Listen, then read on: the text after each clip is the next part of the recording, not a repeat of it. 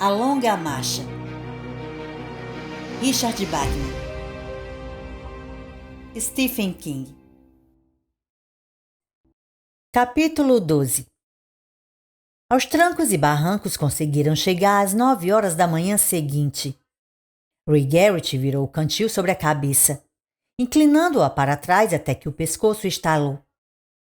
A temperatura aumentara o suficiente apenas para que o cara não visse mais a condensação do hálito, e a água estava gelada, o que afastou um pouco a sonolência constante.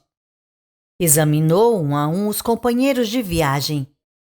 McFreeze exibia nesse momento uma barba bem visível, tão preta como seus cabelos. Collie Parker parecia encovado, embora mais resistente do que nunca. Baker dava a impressão de uma criatura quase etérea. Scranton parecia tão afogueado, mas tossia sem parar. Uma tosse profunda e trovejante que lembrou a Garrett a si mesmo, há muito tempo. Sofrera uma pneumonia aos 5 anos de idade. A noite passara em uma sucessão onírica de nomes estranhos nas placas suspensas refletoras de luz. Wiesel, Bangor, Hermon, Hepden, Winterport.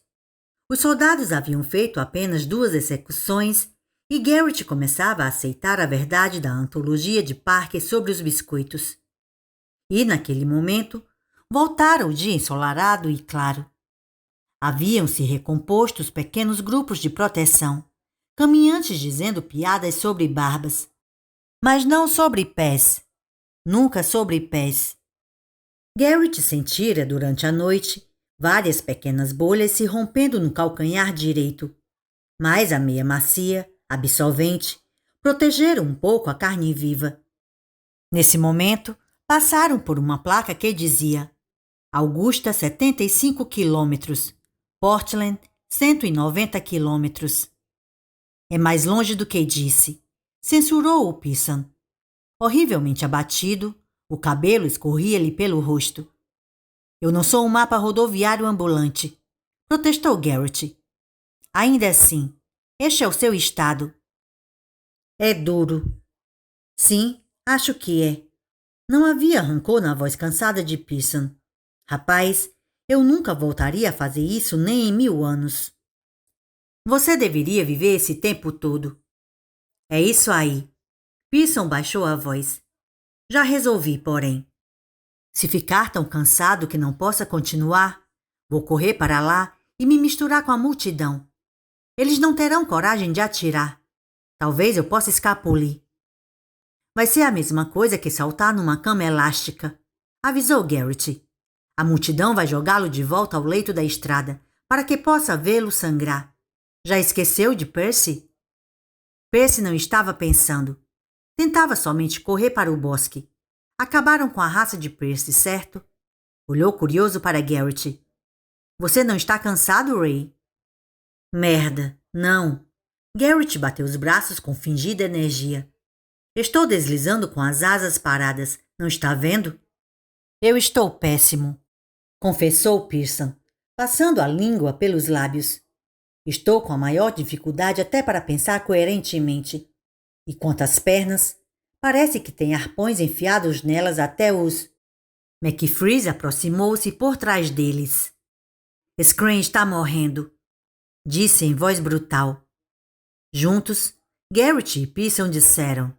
Hã? Está com pneumonia, explicou McFreeze.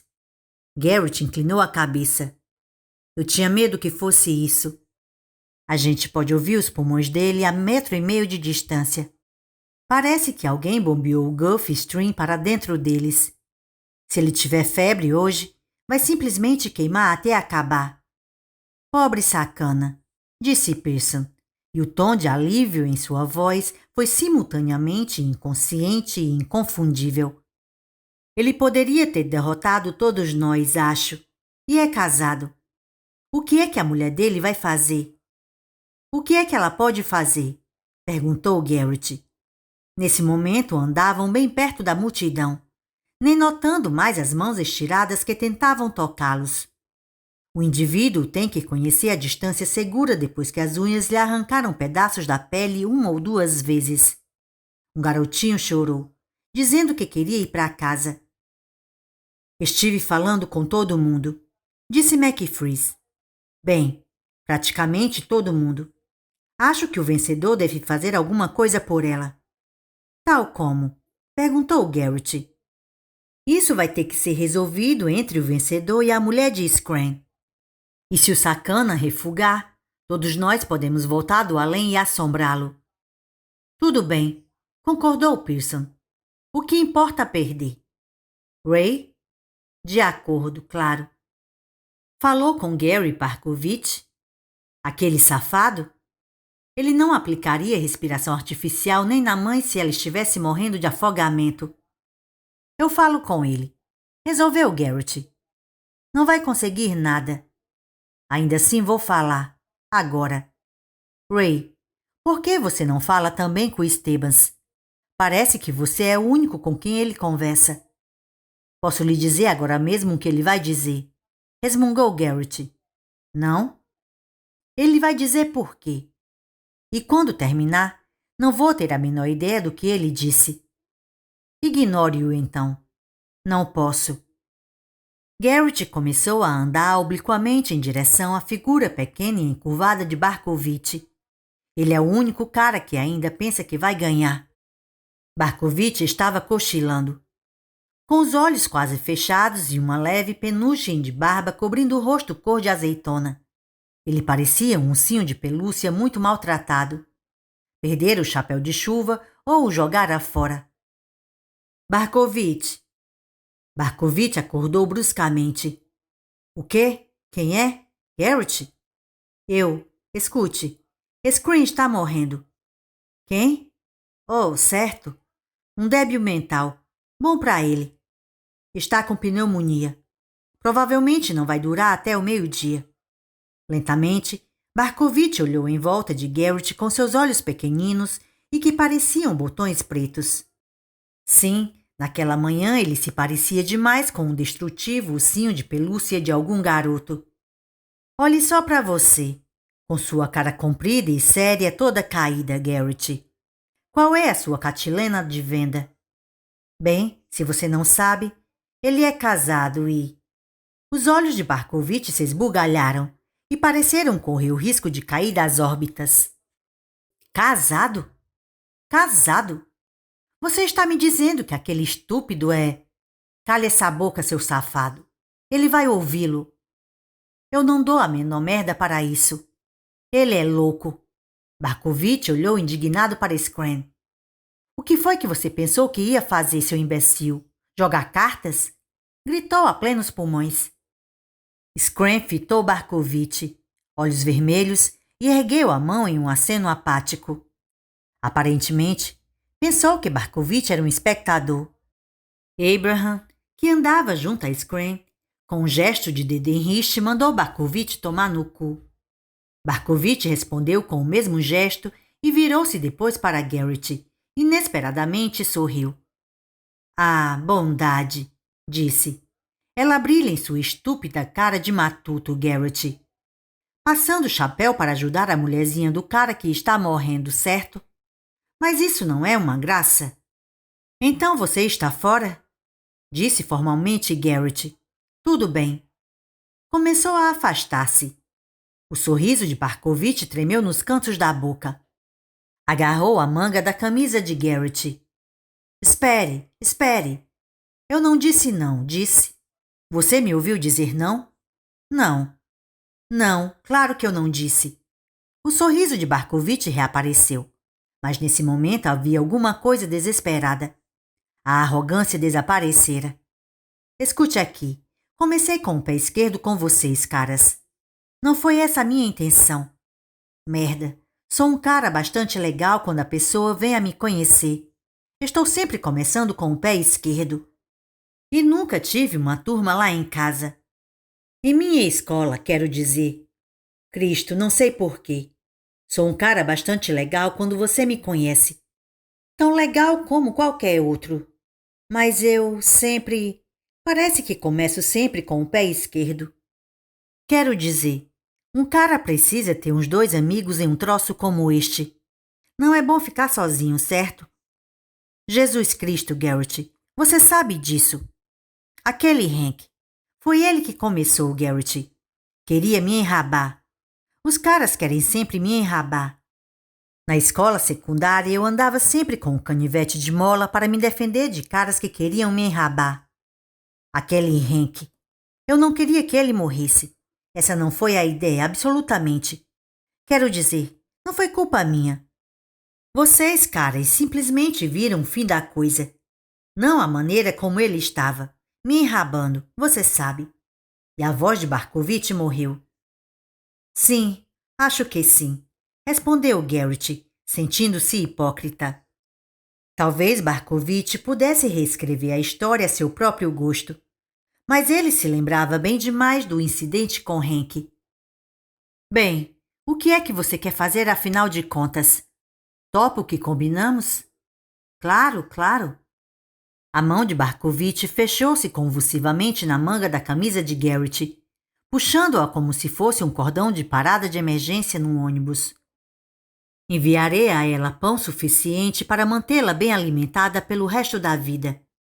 Eu só queria lhe dizer, fazer com que você compreendesse. Um cara precisa de amigos. Um cara precisa de uma turma, entendeu? Quem quer morrer odiado. Se tiver que morrer, é assim que eu vejo a coisa. Claro, certo. Garrett começou a recuar, sentindo-se como um covarde, ainda odiando Barkovitch. Mas, de certo modo, sentindo pena dele também. Muito obrigado. Era o toque de humanidade em Barkovitch que o assustava. Por alguma razão, assustava-o. Não sabia por quê. Recuou depressa demais.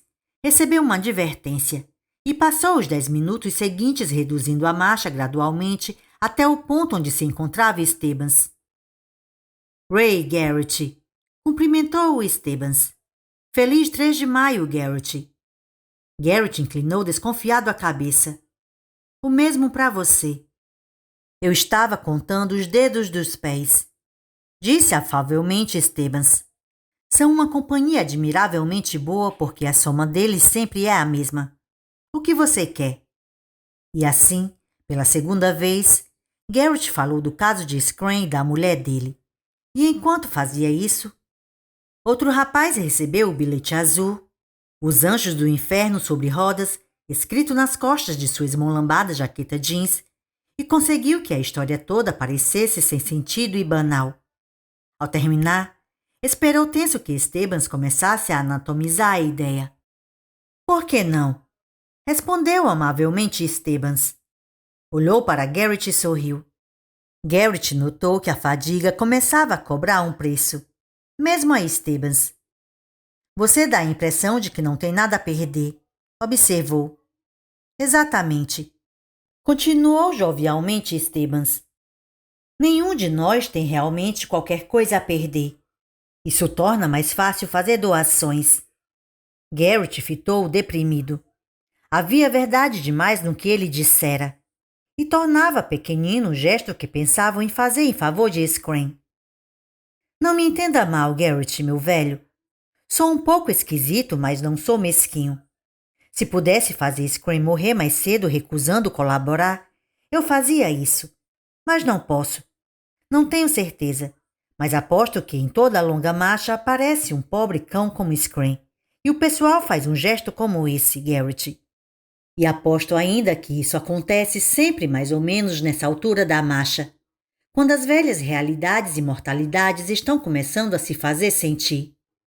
Nos velhos dias, antes da mudança e dos esquadrões, quando havia ainda milionários, eles construíram fundações, criaram bibliotecas e faziam toda essa merda. Todo mundo quer uma proteção contra a mortalidade, Garrett. Algumas pessoas se enganam dizendo a si mesmas que a têm nos filhos. Mas nenhum desses pobres filhos perdidos... Stebbins levantou um braço magro, indicando os outros caminhantes, e riu. Mas Garrett achou que ele estava triste. Eles nunca vão deixar nenhum filho espúrio. Piscou o olho para Garrett. Está chocado? Eu? Eu acho que não. Você e seu amigo McFree sobressaem nessa turma variada, Garrett. Não compreendo como qualquer um de vocês se meteu nisso. Estou disposto a apostar que a coisa vai mais fundo do que você pensa. Você levou a sério na noite passada, não? Sobre Olson? Suponho que sim, confirmou Garrett com a voz arrastada. Stevens riu, deliciado.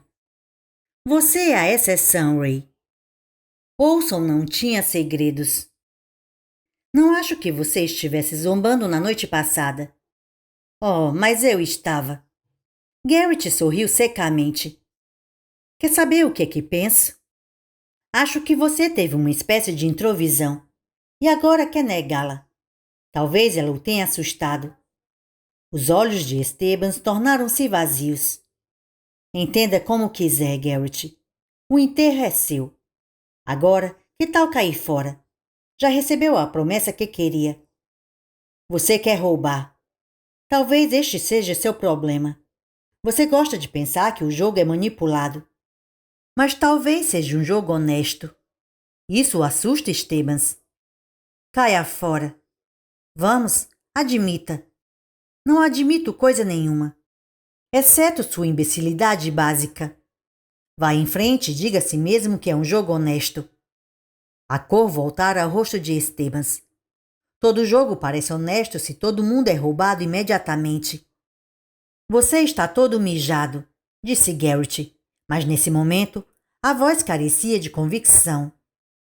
Stevens sorriu levemente e voltou a olhar para os pés. Estavam saindo nesse momento de uma longa bacia no terreno. Garrett sentiu o suor escorrer quando se apressou para voltar atrás da linha para o local onde estavam reunidos McFreeze, Pearson, Abraham, Baker e Screen. Ou, mais exatamente, os outros estavam reunidos em torno de Screen. Pareciam preocupados em volta de um boxeador grogue de tanta pancada. Como está ele? Perguntou Garrett. Por que está perguntando a eles? Disse Screen. A antiga voz rouca reduzira-se a um mero murmúrio. A febre passara, deixando-lhe o rosto pálido e ceroso. Tudo bem, estou perguntando a você. Ah, nada mal, disse Screen. Tossiu. Um som áspero e borbulhante que parecia vir debaixo d'água. Não estou tão ruim assim. É bacana o que vocês, caras, estão fazendo por Cat.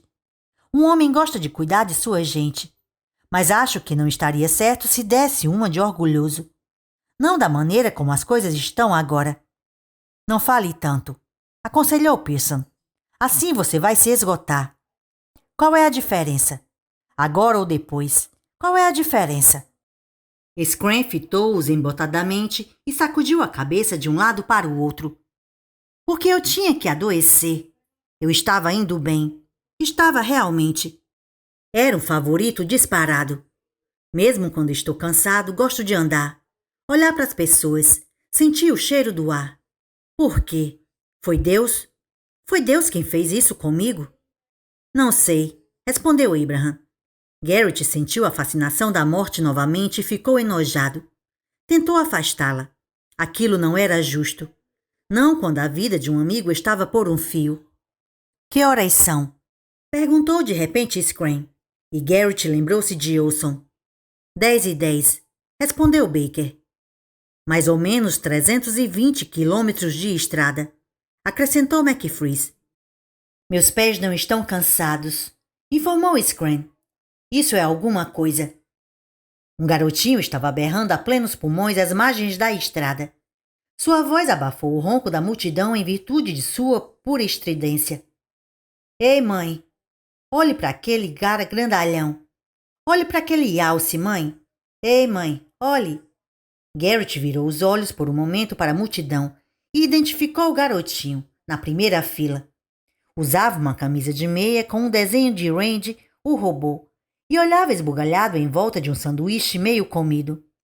Screen acenou para ele. Meninos são coisas boas, disse. Isso mesmo. Tomara que Garrett tenha um menino. Nós dois queremos um menino. Uma menina também seria legal. Mas vocês, cara, sabem, um menino, ele tem o nome da gente e o passa adiante. Não que Screen seja lá grande coisa como um nome. Riu E Garrett pensou no que Stevens dissera sobre proteção contra a mortalidade. Um caminhante rosado, usando suéter azul caída sobre os quadris, retardou os passos até ser alcançado por eles e passou a informação. O Mike da dupla Mike e Joey, os rapazes de casaco de couro, começaram de repente a sentir cólicas na barriga. Scram passou a mão pela testa. O peito subiu e desceu num espasmo de tosse forte, a qual ele, de alguma forma, conseguiu sobreviver e disse: "Aqueles caras são da minha região. A gente poderia ter vindo juntos, se eu soubesse." "É isso aí", disse Pearson. "Você nos contou." Scram pareceu confuso. "Contei? Bem, não tem importância. Afinal de contas, parece que não vou fazer a viagem sozinho. Eu gostaria de saber." Uma expressão de determinação formou-se no rosto de Scram. Começou a acelerar as passadas. Depois, reduziu a marcha por um momento e virou-se para olhá-los. A situação parecia calma nesse momento, resolvida. Garrett fitou-o fascinado sem querer. "Acho que não vou voltar a ver vocês, caras." Não havia nada mais na voz de Scram que não fosse uma dignidade simples. "Adeus." McFreeze foi o primeiro a responder. "Adeus, cara", disse em voz rouca. "Boa viagem." "Isso mesmo, boa viagem", acrescentou Pearson e desviou a vista. Abraham tentou falar e não conseguiu. Virou a cabeça para um lado, pálido, os lábios tremendo. "Vá com calma", disse Baker, o rosto solene. "Adeus", disse Garrett, através dos lábios paralisados. "Adeus, Scram. Boa viagem. Bom descanso." "Bom descanso?" Scram sorriu ligeiramente. "A verdadeira marcha pode estar ainda para começar." Estucou o passo até emparelhar-se com Mike e Joey. Os rostos impassíveis e surrados casacos de couro. Mike não permitiria que as cólicas o dobrassem em dois. Andava com as mãos apertando o baixo ventre, mantendo a velocidade constante. Scram falou com eles. Todos ali ficaram observando-os. Parece que os três conferenciaram durante muito tempo. "Agora o que diabos eles estão pensando em fazer?" murmurou medrosamente Pearson para si mesmo. De repente a conversa acabou. Scram afastou-se a alguma distância de Mike e Joey. Mesmo dali de trás de Garrett, podia ouvir a tosse seca e dilacerante de Scram. Os soldados observavam atentamente os três. Joey pôs uma mão no ombro do irmão e apertou com força. Entreolharam-se. Garrett não conseguiu ver emoção alguma em seus rostos bronzeados. Em seguida, Mike apressou-se um pouco mais e emparelhou-se com Scram. Um momento depois, Mike e Scram fizeram uma abrupta meia-volta e começaram a andar na direção da multidão, que, sentindo neles a fisgada dolorosa da mortalidade, gritou agudamente, abertamente, como se eles estivessem contaminados pela peste. Garrett olhou para Pearson e viu os lábios do amigo se contraírem. Os dois rapazes receberam advertências, e quando alcançaram as cercas de proteção que fechavam a estrada, deram outra marcial meia-volta e começaram a andar na direção da meia lagarta que avançava. 2 dedos médios, imitando o membro, ergueram-se ao mesmo tempo no ar. "Eu fodi sua mãe e gostei paca", gritou Scram. Mike disse alguma coisa em sua própria língua. Um tremendo grito de aplauso dos caminhantes, e Garrett sentiu fracas lágrimas embaixo das pálpebras. A multidão caiu no silêncio. O espaço atrás de Mike e Scram ficou estéril e vazio. Receberam a segunda advertência. Sentaram-se juntos, de pernas cruzadas, e começaram a conversar tranquilamente. E aquilo foi danado de estranho, pensou Garrett quando passaram por eles, porque parecia que Scram e Mike não falavam na mesma língua. Não olhou para trás. Nenhum deles olhou, nem mesmo quando acabou. "Quem quer que vença", disse de repente McFreeze, "é melhor que cumpra sua palavra. É melhor." Ninguém disse nada.